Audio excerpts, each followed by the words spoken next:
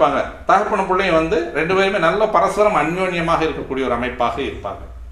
அதே மாதிரி வந்து கடகராசியில் இருக்கக்கூடிய சூரியன் அப்படின்னு சொல்லக்கூடியது, இந்த கடகராசி அப்படின்னு சொல்லக்கூடிய அமைப்பில் இருக்கும் பொழுதுமே சனி ஒருவேளை சம்பந்தப்பட்டு வந்தாலோ, அல்லது சனி திரிகோண வீடுகளிலேயோ, அல்லது இந்த பூச நட்சத்திரங்களிலேயே சூரியன் உட்கார்ந்து இருந்தாலும், இந்த சூரியனுடைய அமைப்பு அப்படின்னு சொல்லக்கூடியது சூரியனுடைய தசை வராமல் இருந்தால் சரி, சனி தசை வராமல் இருந்தால் சரி, பெருசாக பாதிப்பை தருவதற்கு வாய்ப்புகள் கிடையாது. கன்னிராசியில் சூரியன் இருக்கக்கூடிய ஒரு அமைப்பு, கன்னிராசியில் இருக்கக்கூடிய சூரியனுடைய அமைப்பு தன்னுடைய சுயசாரத்தில் இருந்தாலும், சந்திரனுடைய சாரத்தில் இருந்தாலும், செவ்வாயினுடைய சாரத்தில் இருந்தாலும், இந்த சூரியன் வந்து பொதுவாக ஜாதகர்களுக்கு எந்த விதமான கெடுதலும் தர்றதில்லை, துளாராசியை தவிர்த்து. துளாராசி தான் வந்து அவருக்கு பாதக ராசி அப்படின்றதுனால நம்ம மேலே சொன்ன குறிப்பிட்ட சில லக்னங்களுக்கு மட்டும்தான். அதுவும் வந்து மகர லக்னம், கும்ப லக்னம், ரிஷப லக்னம், துலா லக்னம். இந்த லக்னங்களில் பிறந்தவங்களுக்கு துலா லக்னத்தில் வந்து துலா ராசியில் வந்து சூரியன் இருந்தால் கடுமையான ஒரு பலனை தரக்கூடிய ஒரு அமைப்பாகவே அவர் இருப்பார். அடுத்து விருச்சிக லக்னத்துக்கு அவரே வந்து கர்மாதிபதியாக வருவார். இப்போ இந்த கர்மாதிபதி அப்படின்னு சொல்லக்கூடியவர் ஒரு இடத்துல இருக்கார். இப்போ விருச்சிக ராசியிலேயே இருக்கார்.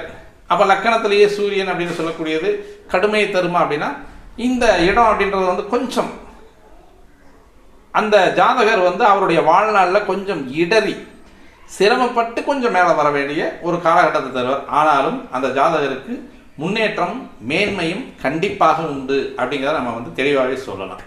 ஆனால் இதில் வந்து அனுச நட்சத்திரங்காலில் வந்து சூரியன் இருக்கிறது வந்து கொஞ்சம் கடுமையை தரக்கூடிய ஒரு அமைப்பாக இருக்கும்.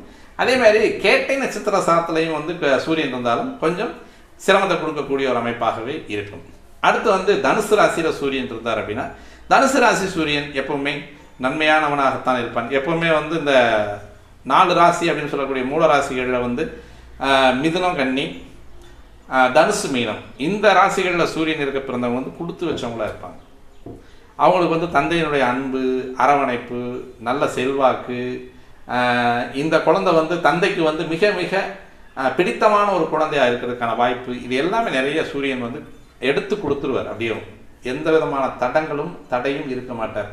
ஒருவேளை மூல நட்சத்திரத்தில் இருந்தால் மூல நட்சத்திரம் சாரம் வாங்கி அப்படி மெதுவாக நகரார், அதாவது கேட்டையிலிருந்து மூலம் அப்படியே மெதுவாக நகரக்கூடிய அந்த இடைச்சந்தியில் இருக்கக்கூடிய சூரியனாக இருந்தால் மட்டுமே அந்த குழந்தைக்கு கொஞ்சம் பாதிப்பை தரும். தந்தையாருடைய அரவணைப்பு இல்லாமல் வளரக்கூடிய குழந்தையாக இருக்கும். அல்லது வந்து தந்தையினுடைய அந்த பதவியை, அந்தஸ்தை எடுத்து நடத்த வேண்டிய கட்டாயத்துக்கு தள்ளப்படுவார் அந்த குழந்தை.